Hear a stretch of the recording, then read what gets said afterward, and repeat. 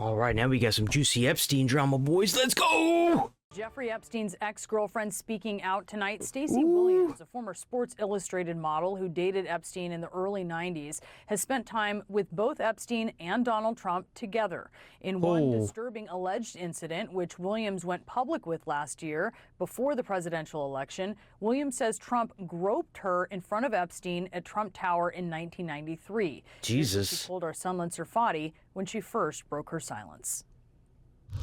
The second he was in front of me, he pulled me into him, and his hands were just on me and didn't come off. Then the hands started moving, and they were on the, on the side of my breasts, on my hips, back down to my butt, back up, sort of. Then, they were just on me the whole time. And I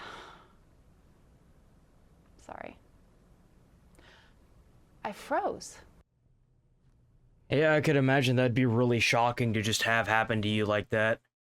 Williams also claimed that Epstein and Trump looked at each other and smiled during the alleged incident, which Williams says she now believes was coordinated and, quote, some kind of weird, twisted game. Trump denied Williams's allegations through his campaign at the time, which said in part, quote, it's obvious this fake story was contrived by Kamala Harris's campaign. And Stacey Williams is out front now to speak out. Why do these fucking people wait so long to come out with this shit? Like, bro, why you wait so fucking long? Why is it like whenever you see people, and this isn't just because he's the president, like, why is it that whenever you see people start making it, you're gonna try and dig up some shit from like 20, 30 years ago? Like, it makes no sense. Why would you come out about this right fucking now? Why wouldn't you do it like once you're out of that situation? Like the minute you got out of the situation, why wouldn't you immediately bring it up? Why would you wait until he's running for president to do that shit like 20 years later? Time since the uproar over Trump's handling. It makes no sense to me. Stacey, it's like you just don't want. I don't even know what like possible reason there could be for that. Why would you speak out now? Why not do that, in the 2000s? So much for joining us tonight. As you know, Epstein is dominating the news once again, and his relationship with Trump is under scrutiny.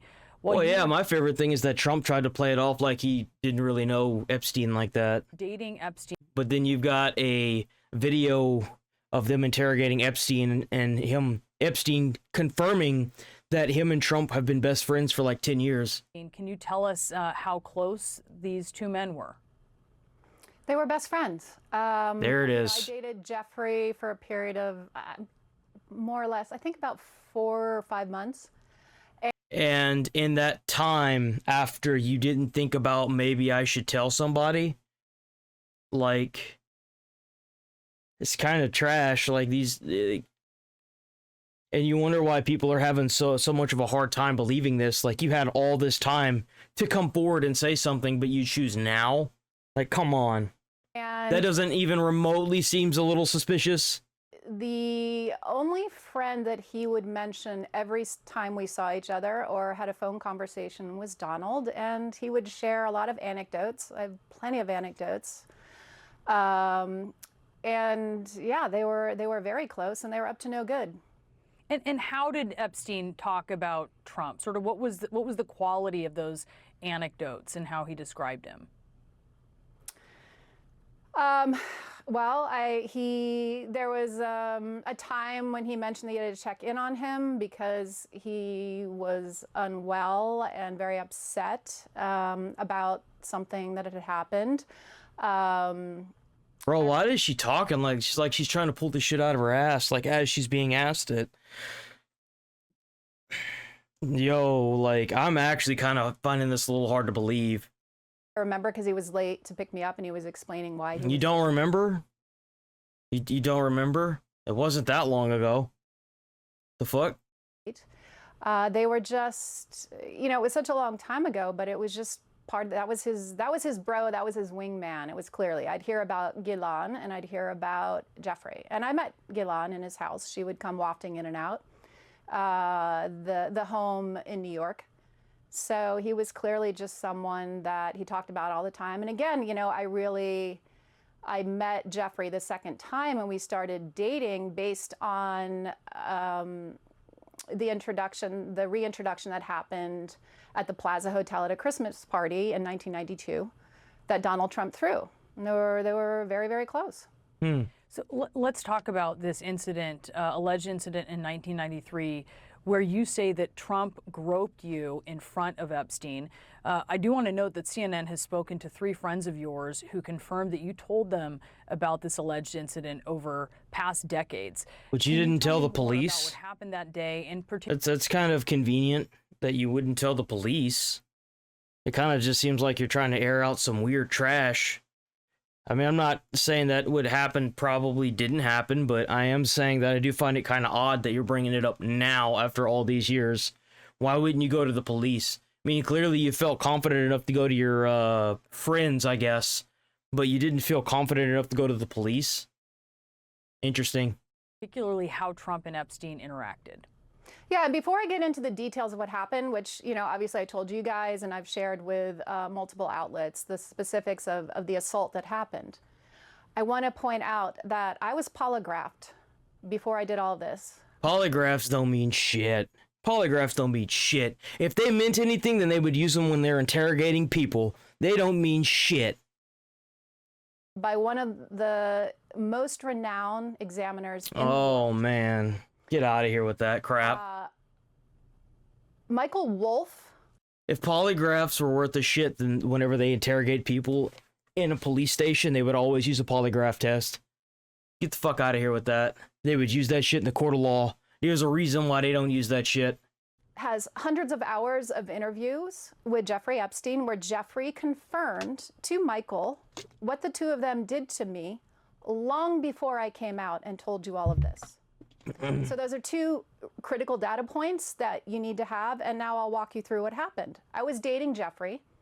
He was always talking about Donald. It was his bestie and everything, and he was joking about how Donald thought I was hot, and Donald thinks I'm this or whatever, wants to talk to you. And he was telling me this as we were taking a walk down Fifth Avenue one day, and he said, let's stop in and see him at his offices. So we went up to his office in Trump Tower, and within a couple of minutes, Donald was outside of his door, and his hands were all over me. They were on my breasts, they were on my butt, they were on, my hips, up and down, while the two of them just kept having a normal conversation. I don't remember exactly what was in the conversation. Again, this was, we're talking 90, this is 93 now.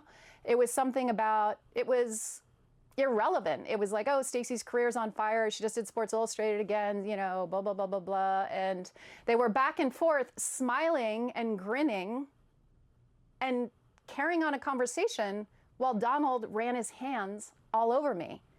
And, when that happens in broad daylight in someone's office and an assistant's walking back and forth, you're in shock. If it happens in a dark alleyway, right, you defend yourself. But when it's hidden in its brazenness like that, okay, well, where's the assistant that you so claim exists? Where's the assistant? I mean, like, where's that person? As opposed to taking some weird-ass polygraph, why don't you get, like, other people to make statements for you? Because you just said that there was an assistant, so, like, I would assume that the assistant would come forward, no? Is Donald Trump. As an eyewitness? You go into shock. So I froze, and it was over and very quickly. It was a few minutes, and then we got back in the elevator, and Jeffrey's energy had changed. He was like seething. He was enraged. He wouldn't make eye contact with me.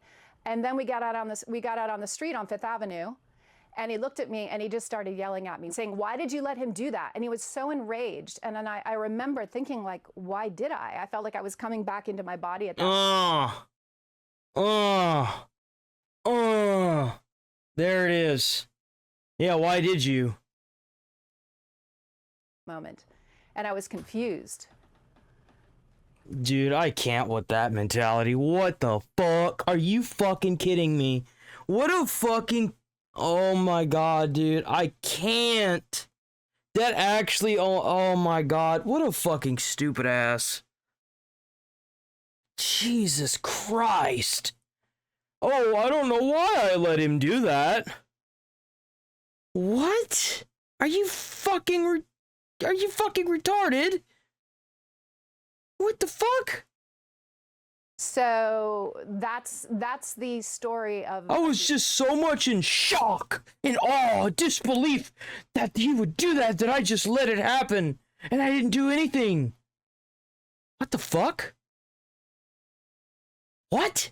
Bro, that is so ignorant. I can't. And I do just want to note, Stacey, that Trump has denied these allegations, which you are. I bet he fucking would. I mean, shit. I can't even with that. Oh my fucking god. That's like with the Diddy trial shit whenever they were trying to pull up the fucking the text messages of them consenting to what did the freak offs and stuff, and it's like, you fucking consented, dumbass. Don't consent. Like, she could have done anything. She could have, like, pushed him away, slapped him, called the police, like, but no, we didn't do any of that. We're just outside of our body now, I guess. I can't with that, dude. Holy fuck. Holy shit. I fucking can't.